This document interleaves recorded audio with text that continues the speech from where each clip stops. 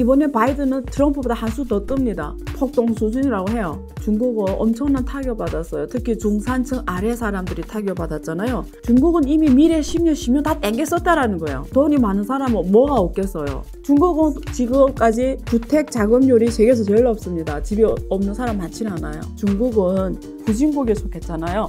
틀에서 벗어나지 못하는 중국의 경제 운명이 결정되었다고 볼 수가 있습니다.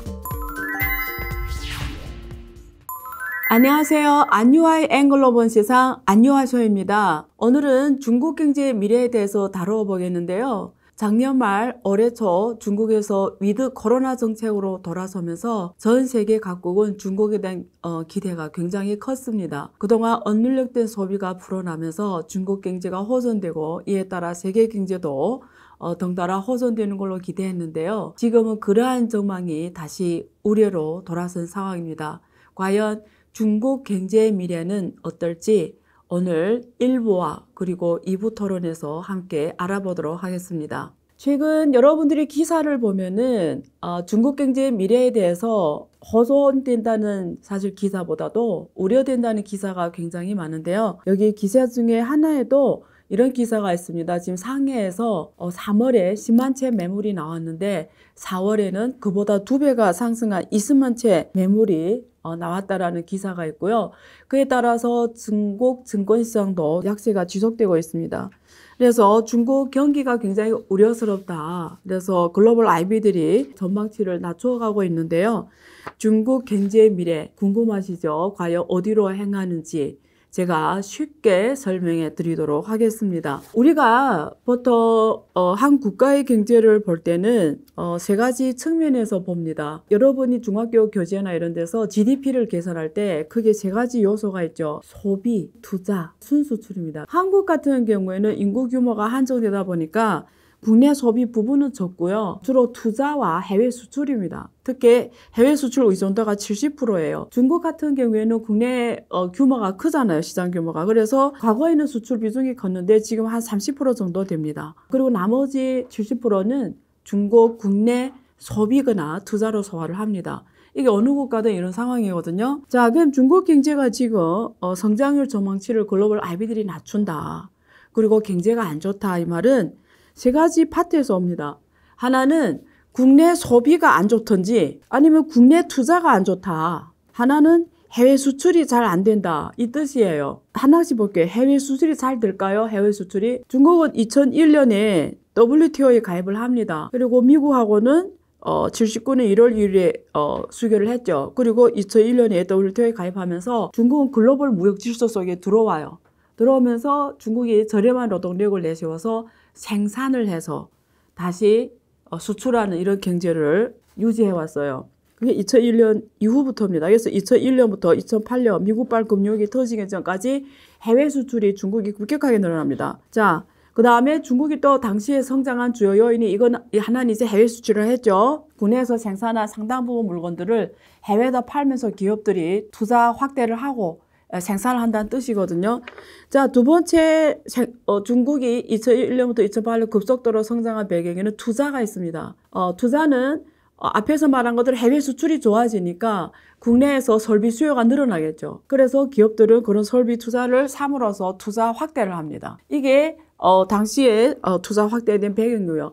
하나는 중국은 98년부터 부동산을 시장을 풀어버렸습니다. 부동산 시장을. 98년부터는 이제는 개인들이 혹은 직장인들이 시장에서 집을 사게 됐어요. 원래는 회사에서 복지로 줬거든요. 부동산 분양을. 근데 98년부터는 은행이 월급으로 일정 부분은 부동산 적립금으로 저축을 해서 부동산을 사는 이런 제도로 바뀌면서 부동산 시장이 98년 이후부터 폭등합니다. 당시에 국내 투자, 아까 국내 투자의 가장 큰 수요가 부동산입니다. 부동산을 한다는 건 무슨 말이죠? 부동산 지려면 철강이 필요하죠. 시멘트가 필요하잖아요. 화학공업 제품 많이 필요합니다. 그래서 중국 부동산 시장이 팍 뜨면서 이런 제품에 대한 수요가 확 늘어나죠. 그래서 관련 기업들이 투자 확대를 합니다. 그럼 설비를 많이 사고. 그래서 그때 2001년부터 2008년까지 과거 쌍순환입니다. 내부 순환. 하나는 해외 수출, 외순환. 그래서 중국 경제가 10% 이상 된 경제 성장률을 기록한 시기가 2001년부터 2008년입니다. 그래서 글로벌 수요도 좋았어요.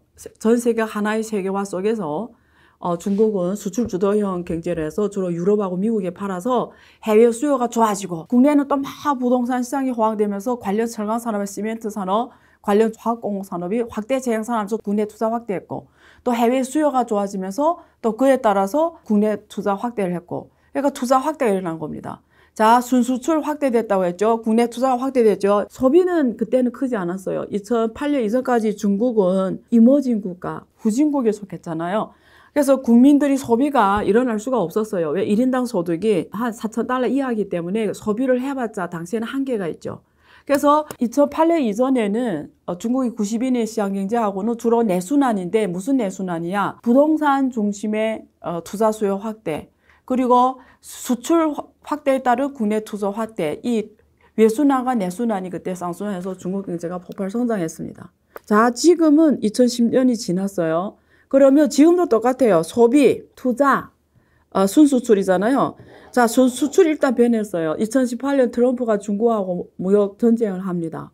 그 말은 이제는 될수록이면 중국에 들어오는 물건을 관세를 때리겠다. 24% 관세를 때려버립니다. 될수록 중국 거 사지 말라 이거예요. 자, 그 다음에 바이든이 올라왔어요. 바이든도 어떻게 해요? 이번에 바이든은 트럼프보다 한 수 더 뜹니다.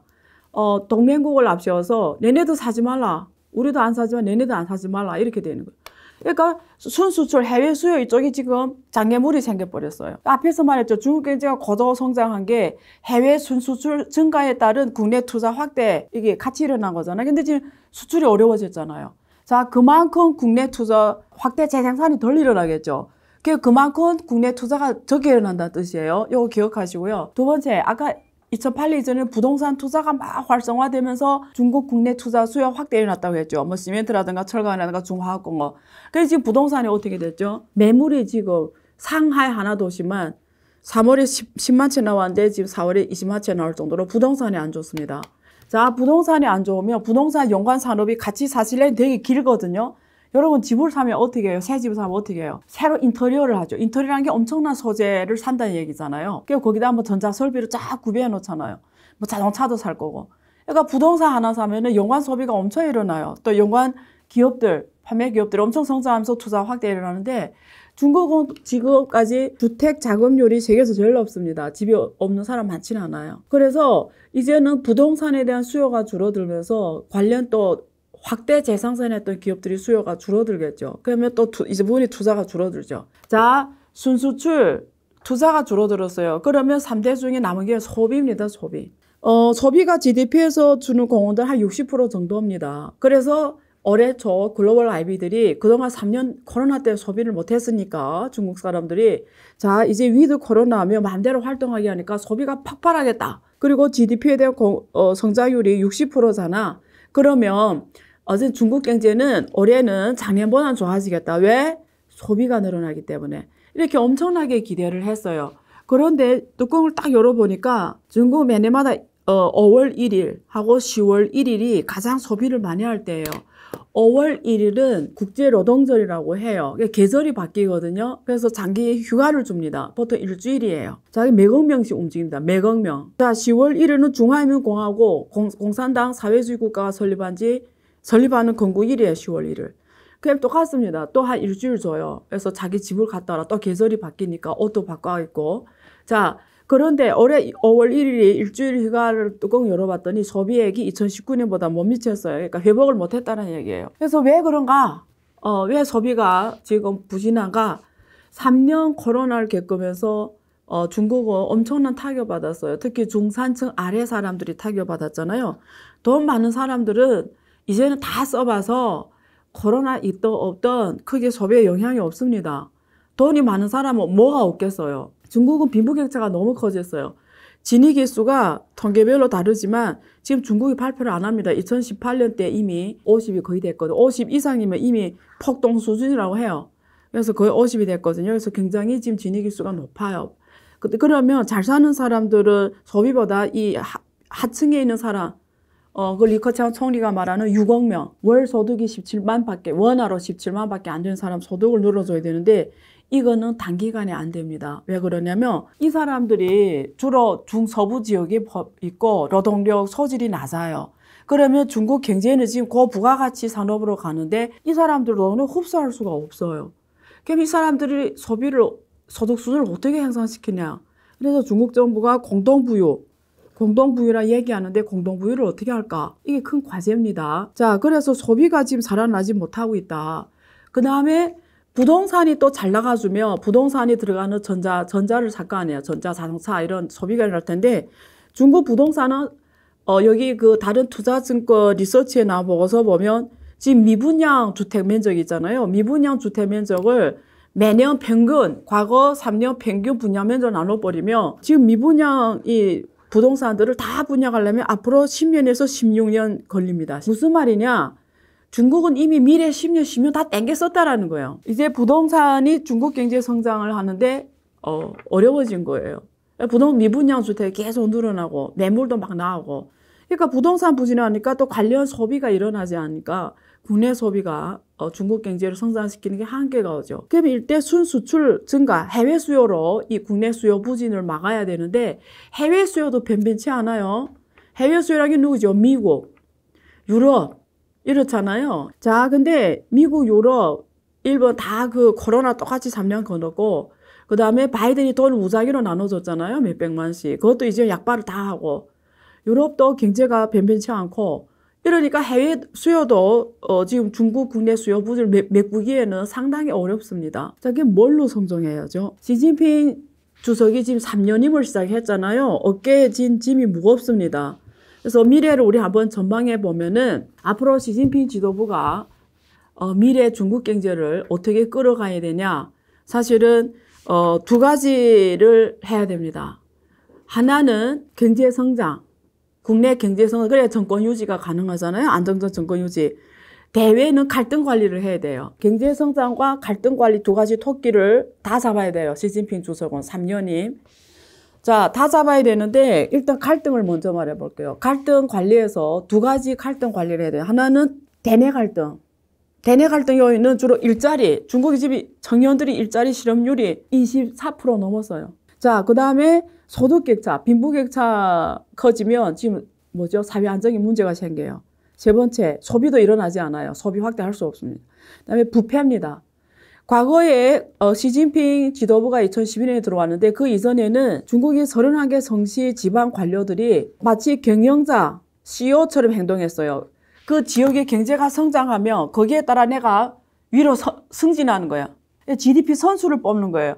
그러면 우리가 경영자한테 CEO한테 경영 CEO한테 스탁 옵션 주잖아요. 경영 성과가 좋을 때 주식을 싸게 줄 수 있는 매입 권리를 줍니다. 그래서 경영을 잘하면 주가가 올라가면서 경영자가 싸게 사서 자기 이익을 실현할 수가 있잖아요. 그래서 마침 중국의 31개 성시 이 성장들이 스톡 옵션을 받은 것처럼 자기가 열심히 뛰어서 기업하고 민간기업 잘해주면 민간기업들이 시장 경쟁에서 위너가 되면 경영 성과 좋잖아요. 법인 소득세 많이 거둬. 그래서 그걸 또 재투자해 인프라나. 이러면서 고속 성장하니까 이해관계 일치해서 중국 그 31개 성시 대표들을 CEO처럼 뗐어요. 그리고 거기서 일정 부분 인센티브로도 우리가 로비라고 해야 되나요? 인센티브를 자기가 호주머니에 넣었어요. 그러던 것이 2012년에 시진핑이 올라오면서 반부패를 엄격하게 합니다. 못 먹게 하는 거죠. 그러니까 이 경영 관료들은 시진핑 자리에 가려면 경제만 성장석에서 되는 게 아니에요. GDP 선수를 뽑는 게 아니에요. 이제는 친환경 어떻게 하냐. 이 과정을 보거든요. 그리고 만약에 한번 잡히면, 한번 잘못하면 영원히 추구한다. 그러니까 중국의 서양계 성시 관료들 열정이 없어졌습니다. 그래서 이 부패를 잡았는데 그 대신에 대가가 뭐냐면 31개 CEO로 뛰던 이 당서기와 이 성장들이 그만큼 경제에서 열정이 많이 약화됐다는 거죠. 근데 그럼 이 사람들 어떻게 다시 자기 지역 내 지역 경제 발전에서 뛰게 할까? 그냥 거버넌스 문제거든요. 지배구조 문제. 이걸 또 어떻게 해결할까? 이게 시진핑 3년이면서 고민해야 되고요. 경제 성장에 있어서는 제가 설명드렸어요. 수출, 그 다음에 국내 소비, 그리고 투자인데요. 앞에서 쭉 설명드렸습니다. 이 부분을 앞으로 어떤 새로운 성장 동력으로 새롭게 이끌어갈까? 그래서 4차 산업 기술 중심으로 배터리라든가 전기자동차 이런 미래 성장 산업 속에 투자를 더해서 새로운 부동산 경제에서 새로운 미래 성장형 산업 구조 구조 조정을 해야 중국 경제가 갈 수가 있는데 그건 짧은 시간이 안 됩니다. R&D가 확대돼야 되고요. 그에 따라서 또 시장이 형성이 되고 소비가 만들어져야 되니까 시간이 걸릴 거고요. 이제는 중진국 그 마지막 단계를 넘어섰는데 선진국으로 가기에는 요 하나의 기간이 있는데 이걸 잘못 가면 안 됩니다. 그래서 그 전에 저방형 경제, 그러니까 생산요소 투입형 경제에서 질적 성장 경제, 미래 첨단 산업 구조로 구조 조정하면서 경제가 이렇게 싹 업그레이드 되는데 요 중간에 요 단계를 어떻게 뛰어넘냐. 가장 중요한 게 거시 안정성입니다. 이게 잘못하다가는 위기가 옵니다. 그래서 중국 정부는 지금은 디리스키, 거시 안정성을 제일 강조하고 있고요. 안정성을 강조하고 있습니다. 그 다음에 미국과의 갈등 속에서 중국이 또 맞닥뜨린 도전은 뭐냐면 에너지 안전, 식량 안전, 그리고 환경 이슈가 있습니다. 중국도 2020년에 탄소 중립을 선언했거든요. 옛날에는 검은 고양이든 하얀 고양이든 쥐만 잡으면 된다. 과정을 안 봤거든요. 결과로만 봤습니다. 그래서 GDP를 발전시킨 성장이 진급하는 거고 이랬는데 이제 과정을 보겠다라는 거예요. 친환경을 강조하는 것. 자니 물건을 100만 원짜리 만들었는데 어떻게 만들었어? 환경을 파괴하면서 만들었어? 그러면 너는 진급이 안 되는 거예요. 그래서 환경 지표를 지방 관료 평가 지표로도 넣었고요. 그래서 이런 것들이 지금 복합적으로 작용하면서 중국이 어떻게 거시 안정성, 경제 연착륙을 실현하냐는 대개 시진핑 지도부가 지금 가장 맞닥뜨린 또 거시 경제 문제입니다. 시진핑 지도부는 경제 성장과 대외 갈등, 대내 갈등을 유기적으로 잘 해결하면서 성장해야 되는 정말 미션 임퍼서블이라고 말할 정도로 어려운 과제에 눈앞에 왔고요. 이걸 뛰어넘으면 중국은 말 그대로 미국에 버금가는 정말 경쟁 국가가 되는 거고요. 또 이 시기를 잘못 넘으면 중국은 지금 중진국 마지막 단계는 실현했지만 다시 한번 6억 명이라는 국민들의 소득을 어떻게 높이냐.